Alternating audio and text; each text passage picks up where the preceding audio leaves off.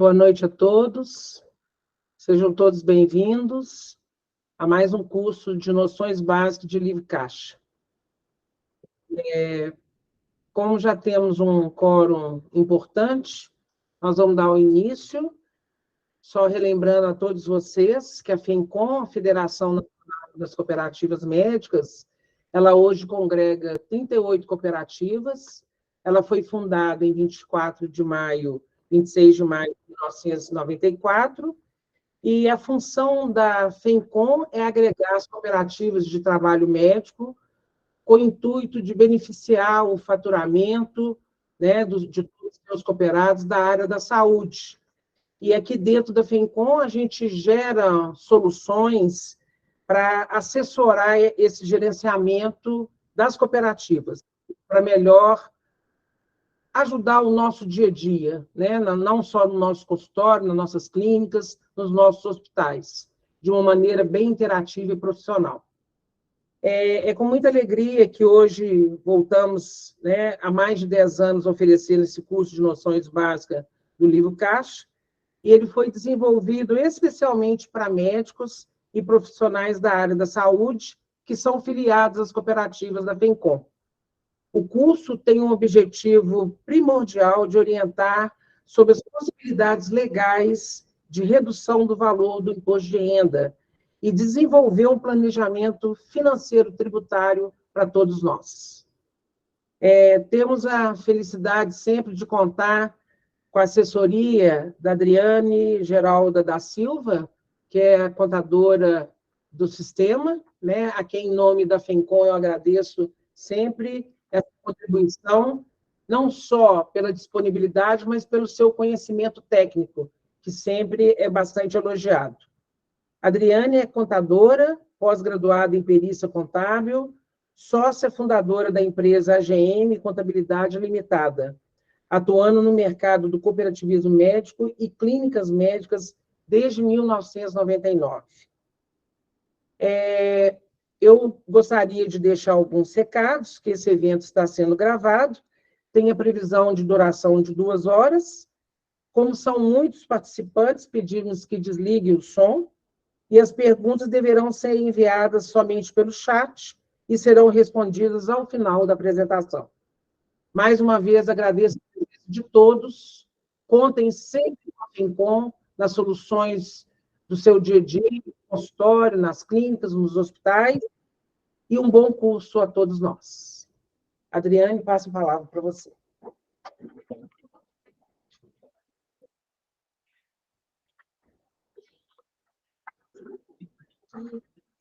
Pessoal, boa noite, sejam todos bem-vindos.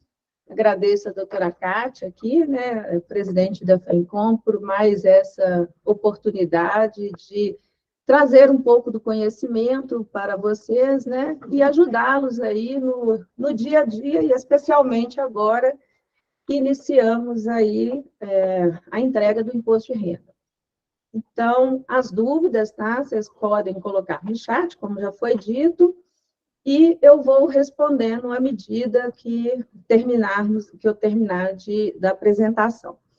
Se alguma dúvida ficar, a gente pode passar aqui para a Mariana, né, que está nos auxiliando aqui, ela vai deixar isso anotado, aí vocês deixem o e-mail e, posteriormente, eu respondo. Então, sejam bem-vindos aí, vamos à apresentação.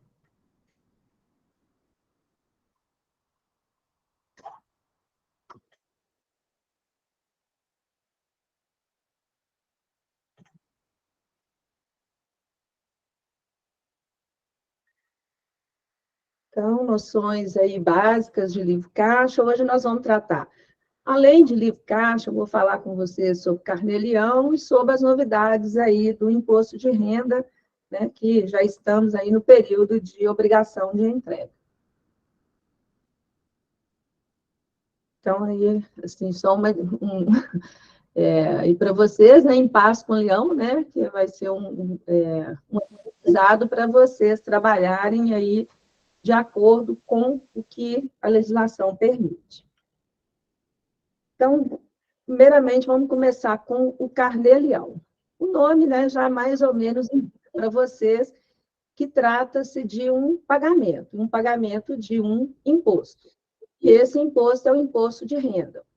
Então, o que é esse carnê-leão? Ele é um imposto sobre a renda que deve ser pago mensalmente, de forma obrigatória, pelas pessoas físicas que receberem rendimentos de outra pessoa física residente no Brasil ou no exterior. Então, temos ali grifado, né? Ele é pago mensalmente de forma obrigatória, sempre que uma pessoa física receber de outra pessoa física. Esse imposto ele deve ser pago através de DARF até o último dia útil do mês subsequente ao recebimento da renda. E aí nós temos, então, fechamos o mês de março aí de 2023, né? Esse imposto iria apurar um imposto a pagar e recolher ele no último dia útil de abril. Quais são esses rendimentos que estão sujeitos ao pagamento do carnê-leão? É o trabalho sem vínculo empregatício. Basicamente, para os médicos, aí seria o paciente particular. Outro também que entraria é a locação e sublocação de bens móveis e imóveis. Então, uma pessoa física locando para outra pessoa física também é um rendimento que está sujeito ao carnê-leão. Sobre as etapas, né? Como é que é esse cálculo do carnê-leão? Ele pode ser, você pode calcular ele fazendo numa planilha de Excel, né? Controlando o recebimento menos as despesas. Mas a Receita, ela disponibiliza no link aí, www.receita.fazenda.gov, dentro do portal ECAC, um código que a gente pode fazer, esse código de acesso, né? Quando entra no site da Receita, você já entra nesse portal ECAC e pode acessar pelo gov.br. O gov.br é o contribuinte, né, ele pode baixar um aplicativo no Play Store, criar uma senha e, com isso, ele pode acessar várias plataformas do governo, entre elas essa escrituração do livro caixa, que vai gerar o carnê-leão. Então, lá dentro, depois que você entrou na Receita, acessou, digitou sua senha, logou, você vai ter você vai visualizar isso aí, né? Então, tem lá o cadastro, aí você pode entrar no cadastro, olhar se seus dados estão corretos, certidões, você pode emitir as certidões através de certidões de situação fiscal, cobrança e fiscalização, e temos ali as declarações e demonstrativos. Dentro das declarações e demonstrativos, a gente tem lá essa DIRF, que é o acessar carnê-leão. Então, para começar a escrituração, a gente acessar carnê-leão. Dentro do carnê-leão, a gente tem uma configuração, você vai configurar da maneira que ele é autoexplicativo, né? Então, tem lá trabalhador, você vai marcar que é um autônomo, o rendimento, se tem rendimento no exterior, aí se tiver, marca sim. Aí nós vamos para identificação, você vai identificar os seus dados, aliás, os dados já estão, você vai colocar o endereço, né, do consultório e salvar telefone, essas coisas. E temos aí a etapa dos rendimentos. O que são esses rendimentos, né? A gente tem o rendimento, vocês estão vendo ali uma setinha de soma mais rendimentos e as datas. Então, a data em que aconteceu esse recebimento. E qual que é a natureza desse recebimento? Ele tem que ter uma natureza do trabalho não assalariado, né? Então, o recebimento, por exemplo, do particular. A pensão alimentícia, ela inclusive está aí, mas a Receita não está mais cobrando o imposto de renda sobre pensão alimentícia, mas como esse carnê-leão é relativo ao ano de 2022, ainda até o mês de julho de 2022 existia a pensão alimentícia como uma renda tributável sujeita ao carnê-leão. Porém, agora não existe mais, inclusive, para quem recebeu aí o alimentícia e pagou tributo, pode, inclusive, fazer a retificação administração que terá essa restituição dos últimos 5 anos. Então, escolhemos ali, na hora de escriturar, o trabalho não assalariado. Aí, nele, né, dentro do trabalho não assalariado, a gente tem as opções lá. Recebido de pessoa física, recebido de pessoa jurídica e exterior. Então, marcou recebido de pessoa física, a pessoa vai identificar o CPF de quem é o paciente, né? E se é ele mesmo, se ele é a mesma pessoa quem está pagando pelo serviço. Temos a opção ali também de marcar a pessoa jurídica. Então, qual pessoa jurídica que a gente escrituraria aí? É o recebimento de pessoa jurídica, por exemplo, que recebe da cooperativa. Embora não vá pagar o imposto, porque essa pessoa jurídica já efetuou a retenção no momento que ela pagou ao médico, mas ele serve como base para a escrituração do livro caixa. Mas aqui a gente ainda está falando só do recolhimento daquela renda recebida de pessoa física, né, do paciente particular, pagando para o médico. Então, entrou ali, informa que eu trabalho não assalariado, declara o CPF do paciente e o valor recebido. Seguindo aqui, escolhe retornando, né? Então, entrou ali, você tem também a opção de, inclusive, alterar, né? Errou o valor, errou o CPF, você consegue fazer uma alteração. Os pagamentos, que são as despesas, né? São relativos às despesas do livro caixa, você vai escriturar, é só colocar mais pagamentos, escolher, porque ele tem um plano de contas, e eu vou mostrar um pouquinho deles para vocês, e você escolhe a natureza da despesa que você está escriturando no carnê-leão. E a data é a data do pagamento, né, que efetuou essa despesa. Esse carnê-leão, ele tem um plano de contas, né, que são as despesas, e, inclusive, ele discrimina quais são as despesas dedutíveis e também tem as despesas não dedutíveis. Então, ali, você pode utilizar as que já estão disponíveis, né? Então, água do escritório, aluguel. Se, por acaso, essa não corresponde ao que você utiliza, naquele lapisinho ali, pode entrar nele e alterar o nome da despesa, ou excluir, ou ainda incluir uma nova, né, que é ali somando mais contas, você inclui uma nova despesa que é relativa à sua atividade médica. Bom, então, quais são essas despesas, né, que elas são dedutíveis no livro caixa? Consideram-se despesas ou pagamentos dedutíveis de custeio aqueles indispensáveis à percepção e manutenção dos rendimentos.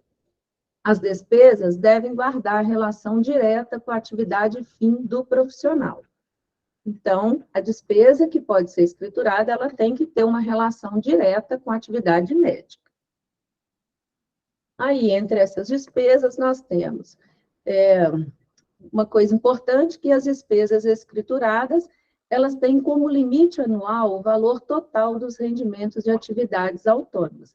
Isso quer dizer que se a pessoa teve um rendimento de 10 mil reais, ela pode ter uma despesa de 10 mil reais também. Então, o limite dela é sempre a receita.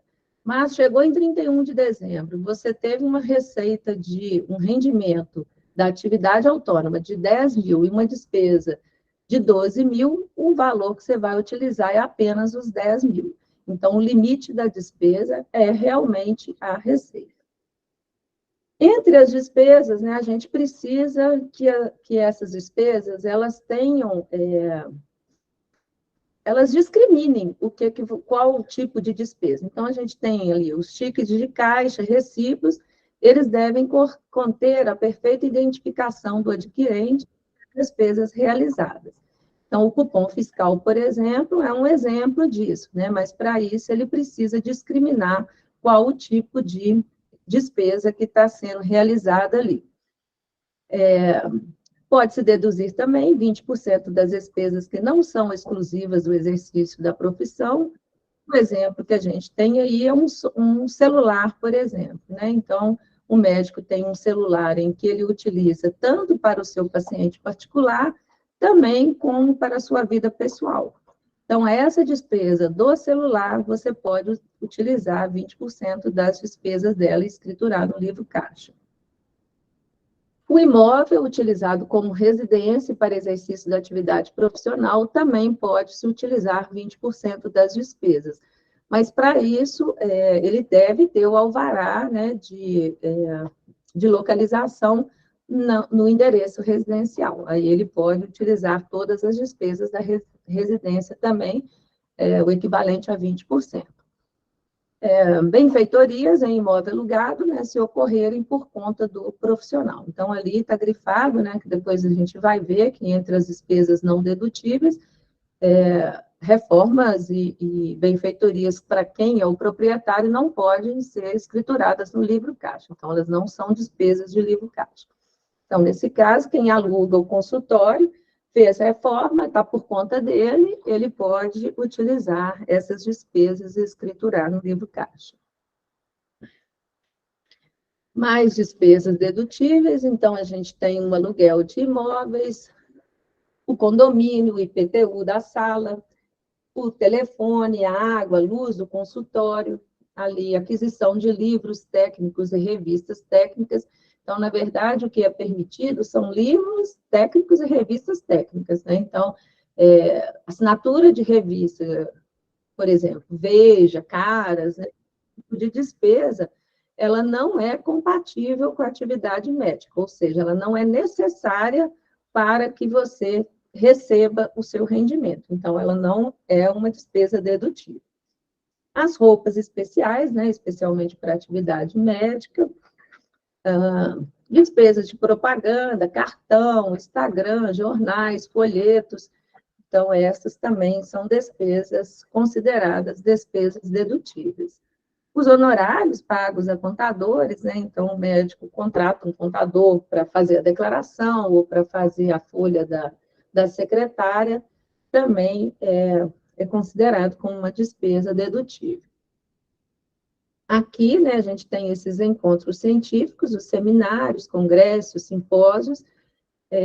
Então, toda a despesa que o médico teve dentro desse seminário, então, a passagem aérea, o hotel, né, se for um seminário fora, o que ele gastou com alimentação, com o transporte, naquele período do seminário, ele pode usar integralmente esse valor como despesa dedutível. O ISS, né, que é o Imposto sobre Serviço, que todo autônomo deve pagar à prefeitura, né, quando ele também pode. As contribuições a entidades de classe, aí vale o CRE, o sindicato, ou outras entidades, né, da própria categoria. O material de consumo e limpeza do consultório, xerox e autenticação, despesas com correio, e as taxas administrativas das cooperativas, né? Elas também são despesas, e aí a gente pode abrir aí que a maior parte das cooperativas cobra, além da taxa administrativa, cobra a taxa PIS, taxa COFINS, algumas cobram taxa ISS, então elas têm uma nomenclatura diferente, mas todas são taxas de custeio da cooperativa e elas podem ser lançadas no livro caixa, são dedutíveis. Aqui, remuneração paga a terceiros com vínculo empregatício, inclusive os encargos. Então, aqui a gente pode falar da secretária, da recepcionista, né? Os encargos dela seriam o INSS, o FGTS e benefícios. Então, se ela tem um plano de saúde, um vale alimentação, toda essa despesa também pode ser registrada no livro caixa. Lembrando que essas despesas, né, elas são sempre lançadas no livro caixa, escriturado lá no Carnelian Web, né, sempre pela sua data de pagamento, tanto a receita quanto tanto a despesa quanto a receita. Bom, aí vamos para as despesas não dedutíveis. Quando vocês acessam aqui através lá do site da Receita, né, o gov.br, ele tem uma lista, né? Como eu falei lá, ele tem aquele plano de contas em que ele especifica as despesas. Ele não vai ter todas, né? Mas você pode incluir, igual uma taxa administrativa de cooperativa, é uma coisa típica, né? Daqui da FENCOM, né? Dos cooperados FENCOM. Então, essa não tem, mas você pode incluir e registrá-la lá. E tem também as despesas que não são dedutíveis. Entre elas, a gente tem estacionamento, combustível, manutenção de veículos próprios. Então, toda essa parte relacionada ao veículo, ela é considerada uma despesa não dedutível, e, inclusive, tem, assim, no site da própria Receita, tem perguntas e respostas, né, de contribuintes, em que já fizeram essa pergunta e a Receita já foi taxativa e falou que despesa com estacionamento, combustível próprio do contribuinte, não pode, né? Então, é uma despesa considerada não dedutível. Os bens de vida útil superior a 1 ano e valor superior a 1.200, ele considera-se aplicação de capital. Então, por exemplo, comprou um computador. O computador ele tem valor superior a R$ 1.200 e dura mais do que 1 ano. Então, ele não é considerado uma despesa de livre caixa. Você pode registrar ele lá na declaração de imposto de renda em bens e direitos. Mas comprou um monitor, né? O seu monitor queimou e você comprou um monitor. O monitor vale bem menos do que esse valor, então ele já é uma reposição, ele pode ser uma despesa de livre caixa. O próprio celular, né? Celular também não é, porque celular normalmente ele tem valor superior a R$ 1.200, então ele considera-se como aplicação de capital, ele é considerado um bem patrimonial. A reformas em imóvel próprio também não é uma despesa dedutível, né? Ela no imposto de renda, quando você faz uma reforma, uma benfeitoria, você deve escriturar isso lá em bens e direitos, aumentando o valor do seu patrimônio, né? Adicionando esse gasto que você teve ao longo do ano. Também não é dedutível o IPTU de imóvel residencial, o seguro de vida, seguro de imóvel residencial e seguro de veículo. Então, todas essas aqui não são consideradas despesas dedutíveis. Então, né, a gente mostrei para vocês, né, as despesas que são despesas dedutíveis e as despesas não dedutíveis. Então, para tudo isso, você tem que guardar ao longo do ano as despesas gastas, né? Então, as notas fiscais, os cupons fiscais. E aí, vale a pena ou não vale a pena escriturar o livro caixa, né? Então, eu fiz um exemplo bem simples aqui para uma análise, né? Então, a gente... Aqui, no exemplo, a pessoa está recebendo um valor de 100 mil no ano e ela tem uma despesa que ela escriturou o livro caixa. Então, como que é esse cálculo dentro daquele carnê, né, dentro da declaração de imposto de renda? Recebeu 100 mil, você tem uma despesa de livro caixa de R$ 23.000, a sua base tributável passou a ser 77 mil, né? Que é o 100 menos os 23 mil. Então, você vai tributar os 77 mil.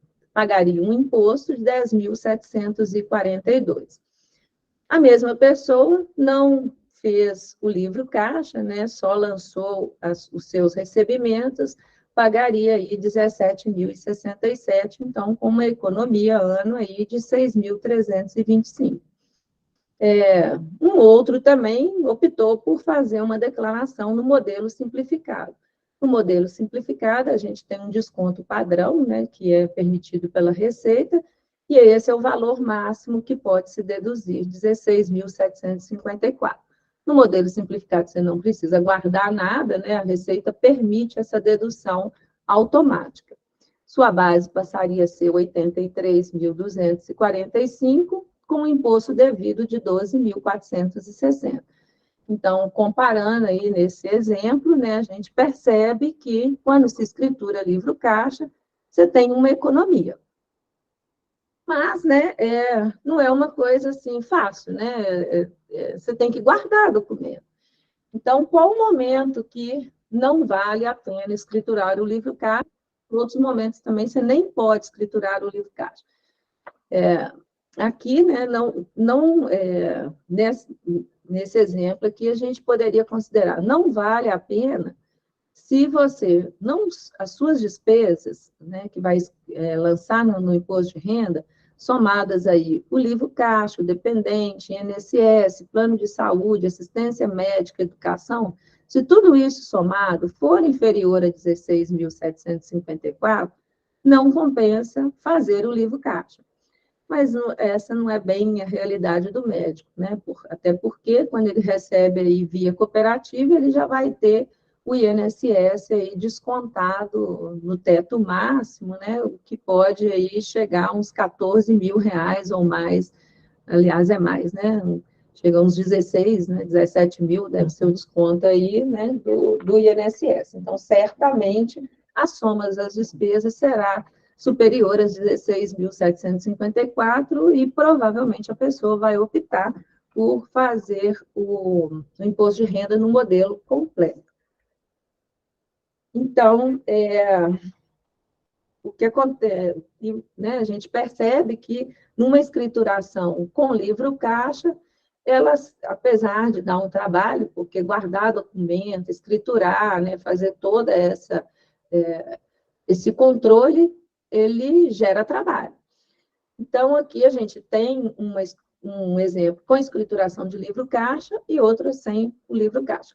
Lembrando que o Carnê-Leão, né, que é aquele recolhimento mensal, né, só fazendo agora um resumo, né, do que a gente viu, o Carnê-Leão, ele sempre será obrigatório caso a pessoa receba rendimento de outra pessoa física e esteja dentro da tabela de imposto de renda no valor tributável.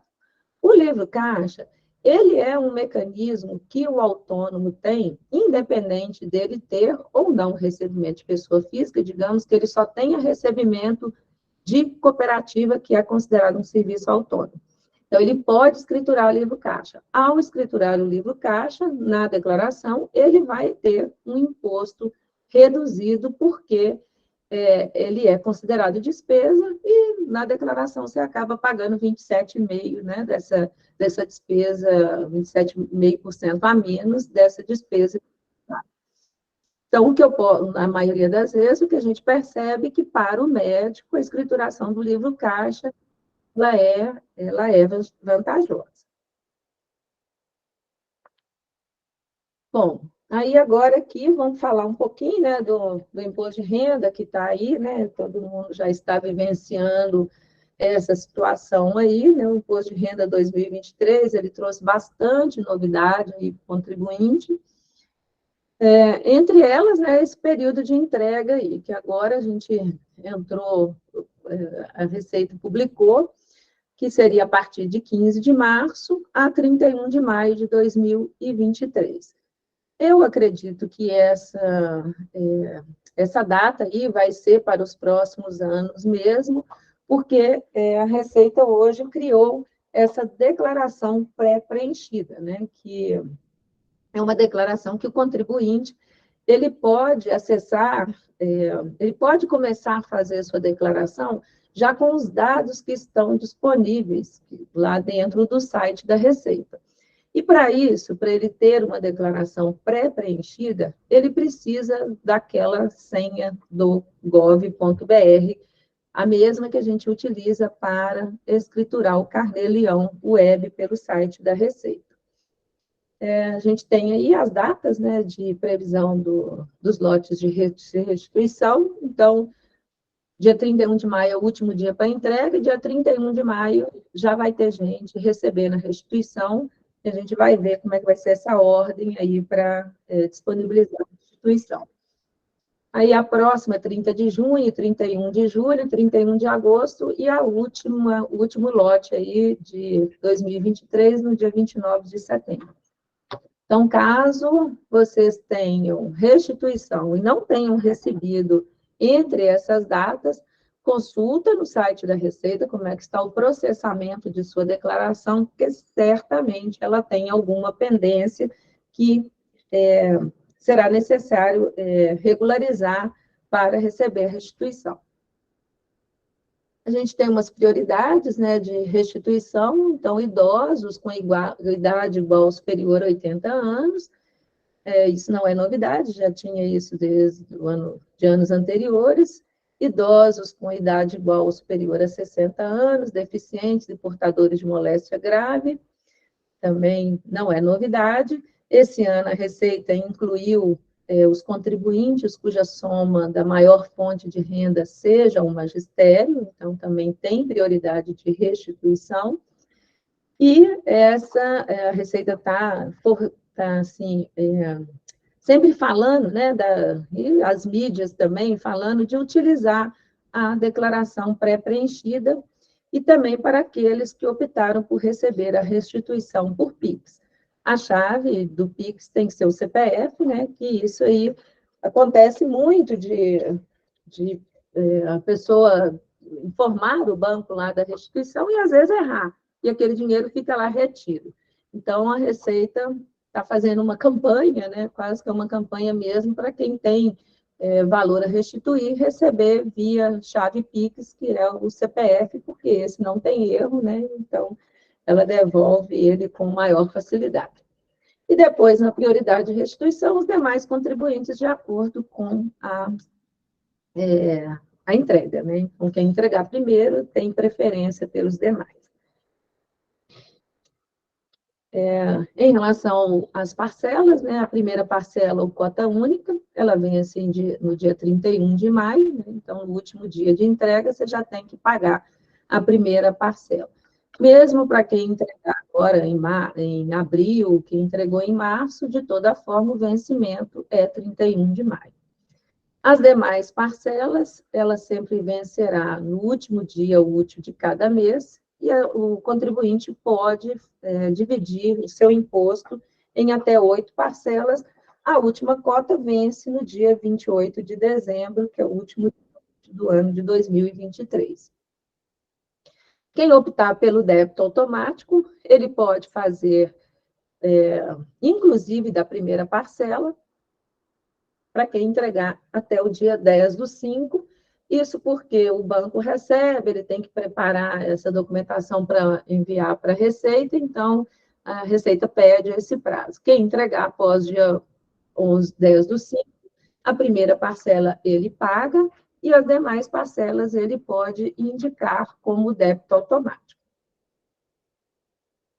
E, assim, né, eu até considero que é uma coisa que o contribuinte deve optar pelo débito automático, porque, por vezes, ele esquece de pagar, e cada parcela em atraso, hoje, ela tem juros Selic, né? Então, o juros Selic está muito alto. Então, quanto mais atrasado ficar, mais caro você vai pagar lá de multa e juros. Bom, quem está obrigado a declarar, né? Aqui nós não temos novidades, são as pessoas, os contribuintes que tiveram rendimentos tributáveis, cuja soma seja superior a R$ 28.559,70. Quem teve rendimentos isentos e não tributáveis, cujo valor é superior a R$ 40.000.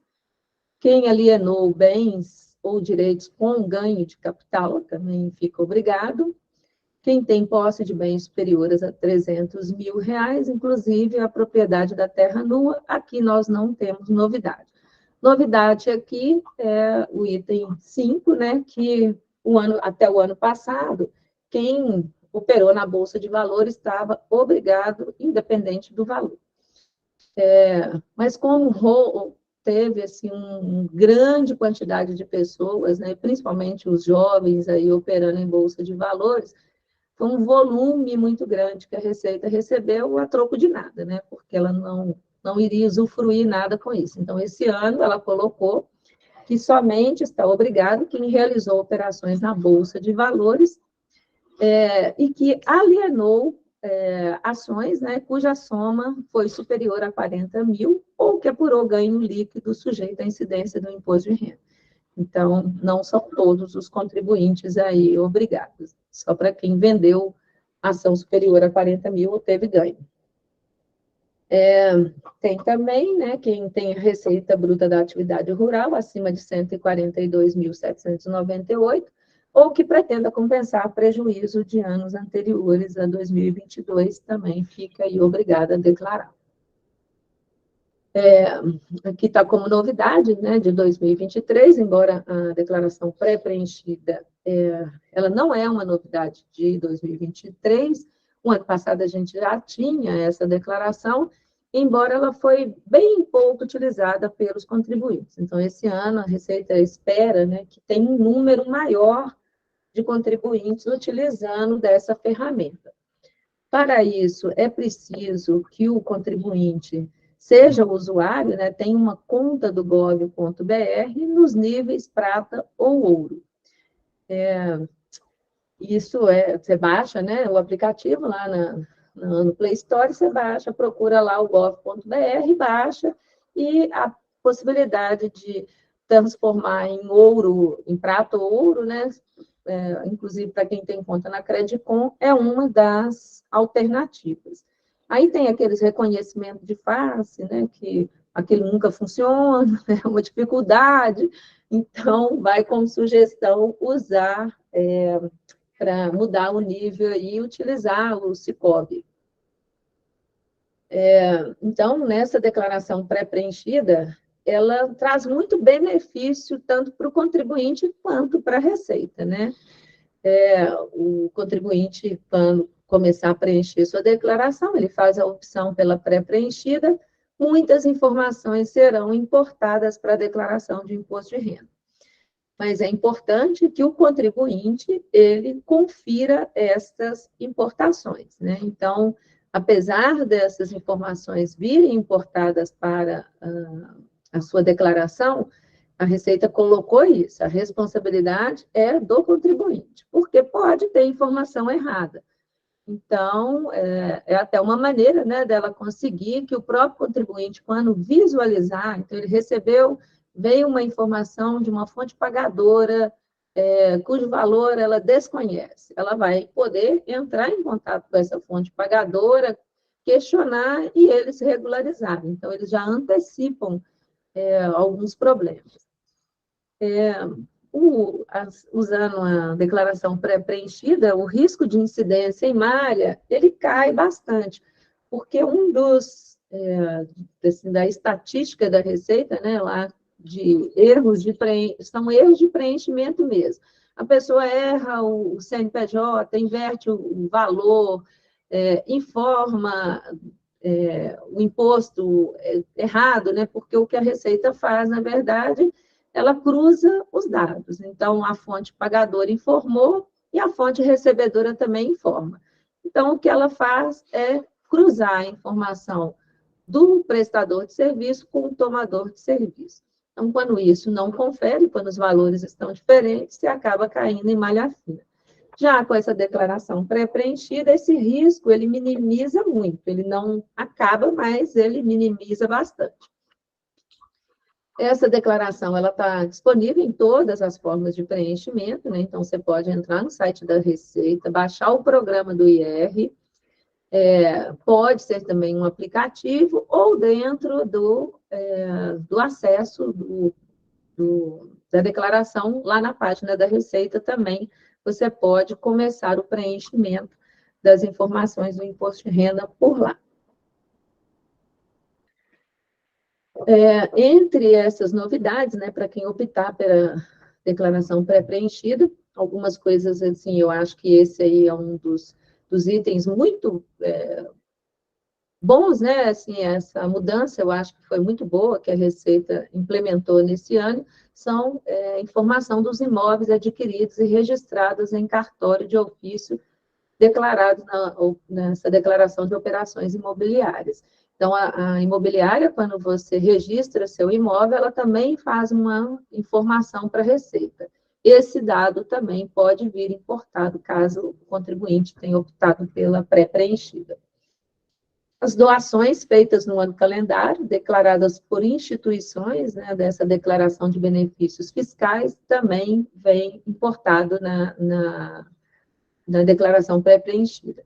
A inclusão de criptoativos declarados pelas plataformas digitais também.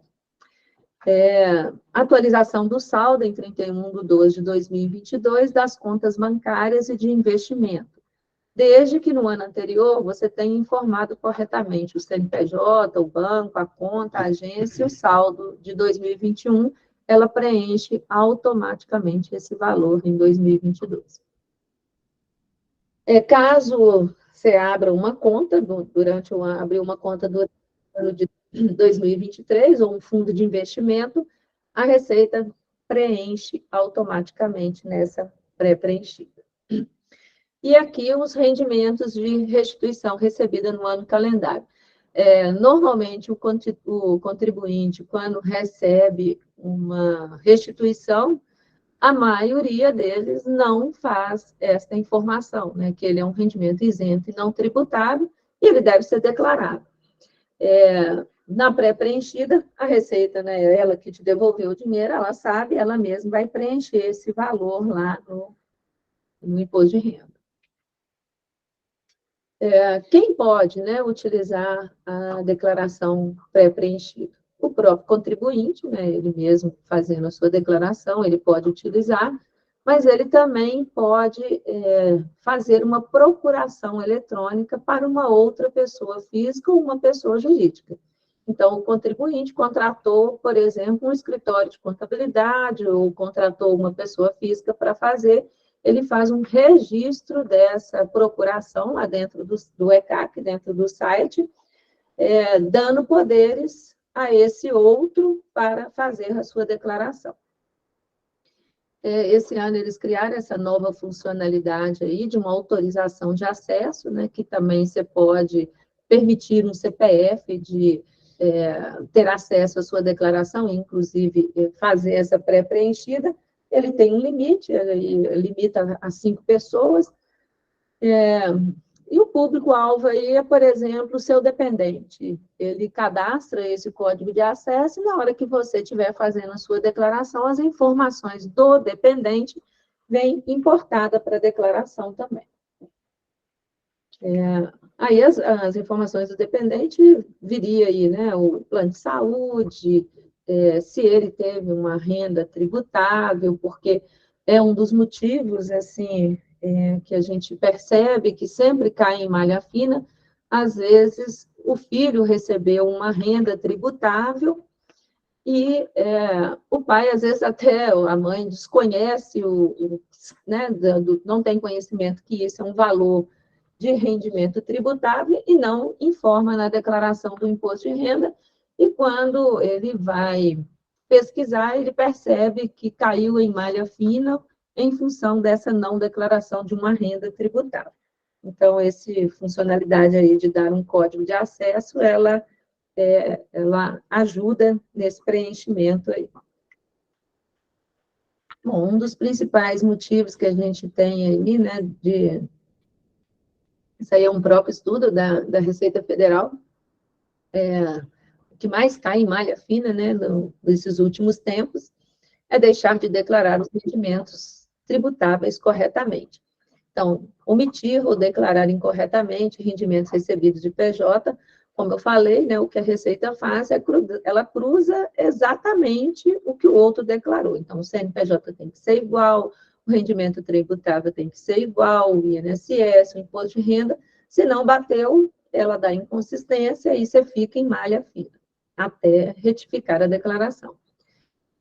Não declarar os valores recebidos de pacientes particulares, né? Então, essa aí é uma obrigatoriedade, até porque o paciente particular, quando você faz uso de escriturar o carnê-leão lá, o carnê-leão web, ele já consegue puxar, inclusive, essa informação para, se ele optar pela declaração pré-preenchida, ele captura, né, essa informação que o médico colocou no seu carnê-leão. Então, é importante sempre declarar aí os pacientes particulares. deixar de informar, né? Havia falado anteriormente, os rendimentos recebidos pelos dependentes.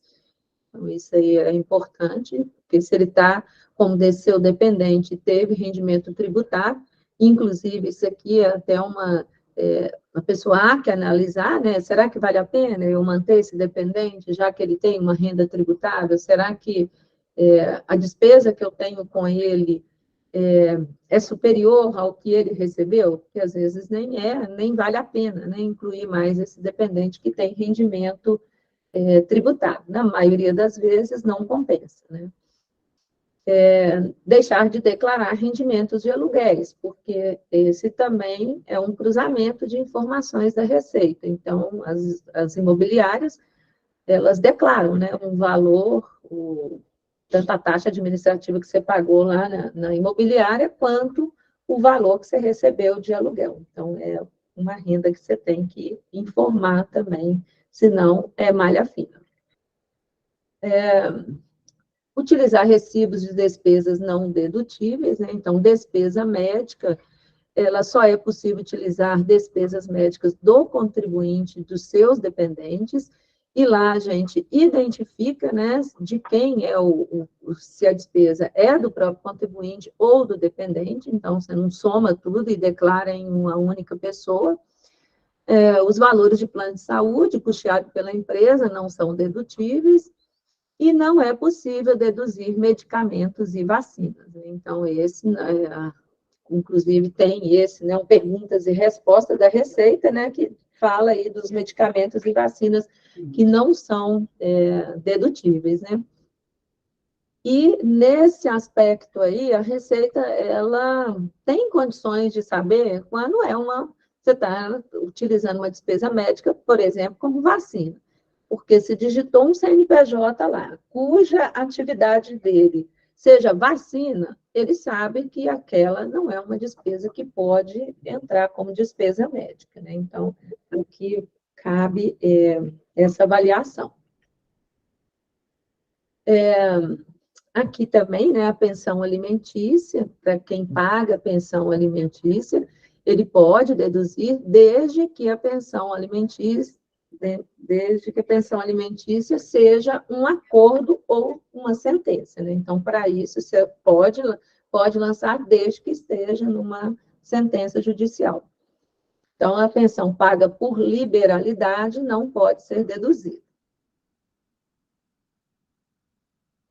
Mas aqui, utilizar recibos de despesas não dedutíveis, né? Você pode lançar o PGBL, que ele é considerado uma despesa dedutível. O limite dessa despesa é 12% da renda bruta, né? Mas quando você já coloca na declaração, a própria declaração já limita esse valor.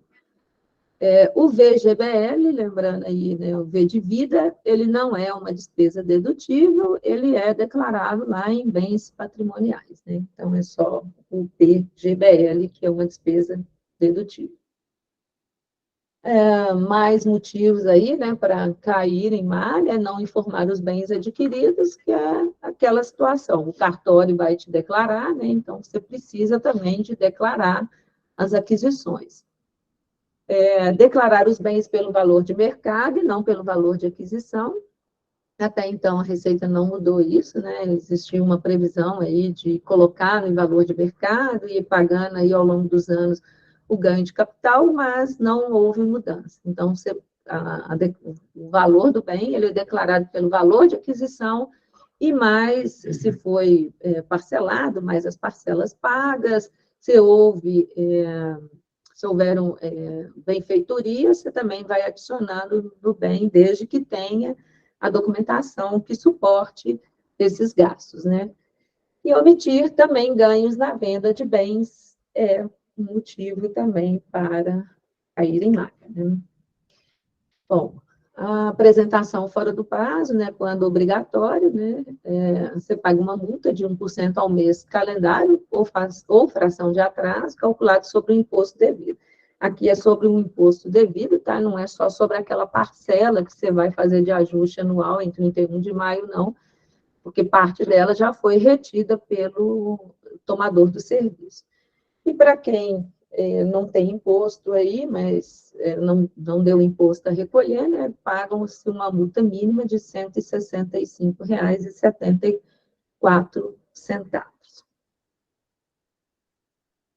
Esse ano a Receita está fazendo incentivo, né? Entrando lá no site da Receita, tem esse slide deles aí, dessa campanha de destinação, falando que o contribuinte faz parte desta receita, né? Então, o contribuinte ele pode determinar que onde que ele quer que seu imposto, ele escolhe o local onde seu imposto, parte do seu imposto pode ir. Então, ele colocou ali, né, eu sou cidadão solidário, você pode destinar parte do seu imposto para atividades audiovisuais, cultura, projetos desportivos, fundos dos direitos da pessoa idosa e fundos da criança e do adolescente. Então, na hora que faz a entrega, você pode optar por essa destinação. Você não paga mais imposto, tá? Então, se você apurou lá que tem que pagar R$ 10.000, você quer destinar 2.000 é permitido, você destina 2, então você vai pagar 2.000 para um daqueles fundos e os 8.000 você vai pagar vai ser um DARF da Receita Federal. Essa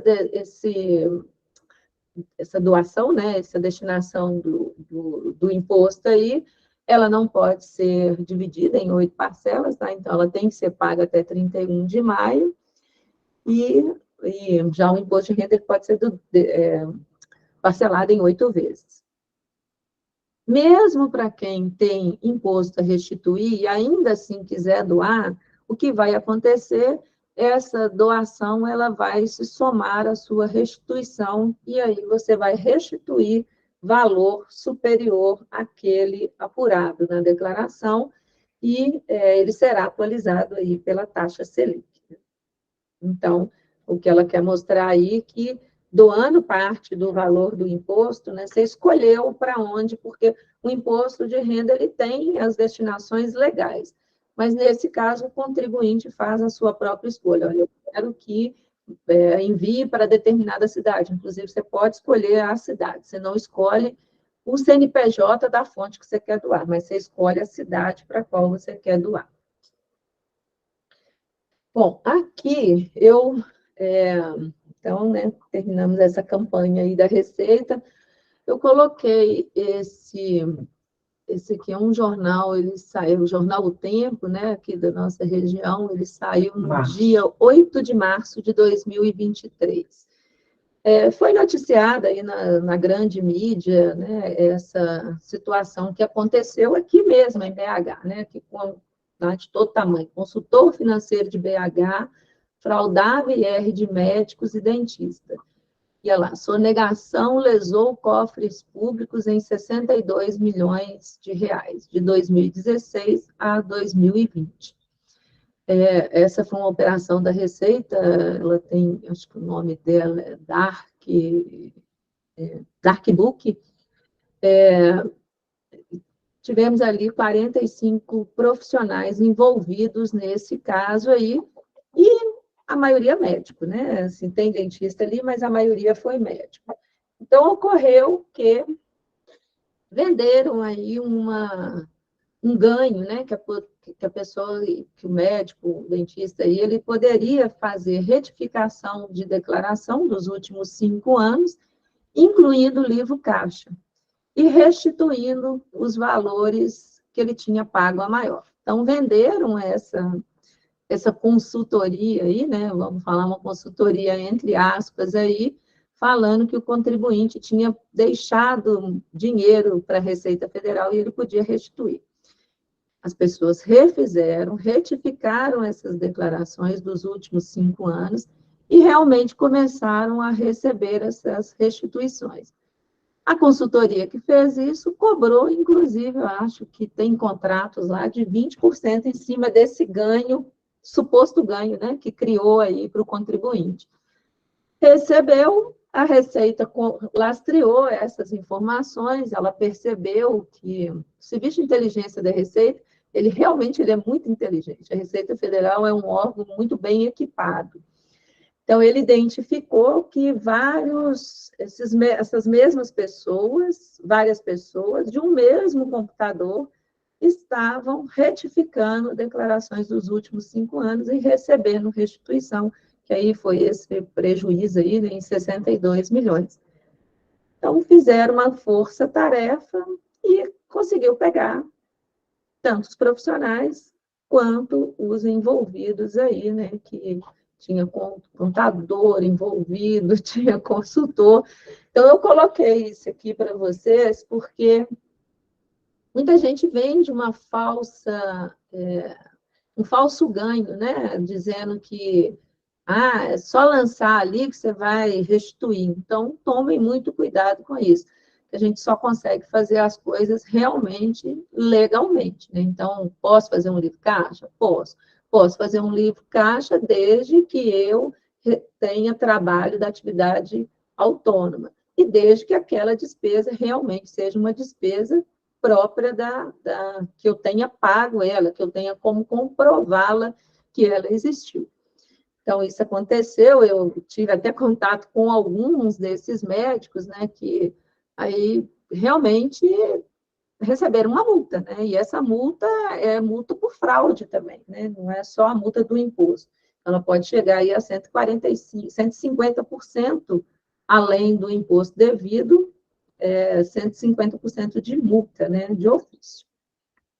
Então, não comprem qualquer consultoria, assim, né? Sejam espertos nisso aí. Então, aqui deixo para vocês, né, umas dicas valiosas aí, nunca deixe para a última hora, né? Então, nós estamos hoje no dia 4 de abril, temos bastante tempo aí para preparar a documentação, né? E, além do mais, com essas novidades aí de uma declaração pré-preenchida, que vai nos ajudar bastante, né? Então, reúna a documentação, confira essa documentação e nunca deixe para a última hora. Se, de tudo, você não tiver todos os documentos, entregue do jeito que, né, até 31 de maio, entregue do jeito que está, para depois fazer uma retificação para não pagar multa, né, em cima de atraso. Esse curso nosso, ele ajuda vocês aí, né, a fazer um planejamento mesmo tributário, né, essa análise de fazer o livro caixa, né, guardar os documentos, as despesas relativas à atividade. Então, ele é uma maneira de você se proteger e, no final, realmente usufruir disso pagando menos imposto. Lá na hora que você faz a própria declaração, você já vai avaliar, né? Vale a pena na simplificada, vale a pena na completa? A própria declaração, ela te mostra isso. Inclusive, na hora de encaminhar, né? Na hora que você está encaminhando, se você optou pelo modelo inadequado, ela mesma já te comunica, olha, é melhor nesse aqui, você não quer trocar, né? Mais ou menos isso. Então, ela não deixa você enviar de qualquer jeito. Inclusive, até o dia 31 de maio, né, para quem entregou, às vezes optou pela declaração simplificada, pode retificar e pode mudar para a completa, né? Então, agora eu tenho despesa aqui de livro caixa, eu vou optar em fazer o livro caixa e enviar na completa. Se for até 31 de maio, você pode mudar. Após esse período, não pode mais, né, porque a opção ficou definitiva. E para quem, né, assim, tenho dúvida, eu realmente não consigo, apesar de vir importado, eu não consigo fazer, busque sempre a ajuda de um profissional, desde que o profissional não te venda um falso planejamento, né? Porque depois você acaba pagando muito mais do que se esperava. Bem, gente, hoje são essas as informações que eu queria passar para vocês. Aqui está o meu contato, tá? O e-mail, tá? Da GM e o telefone nosso aí. Então, precisando, vocês entrarão em contato. E aqui eu acho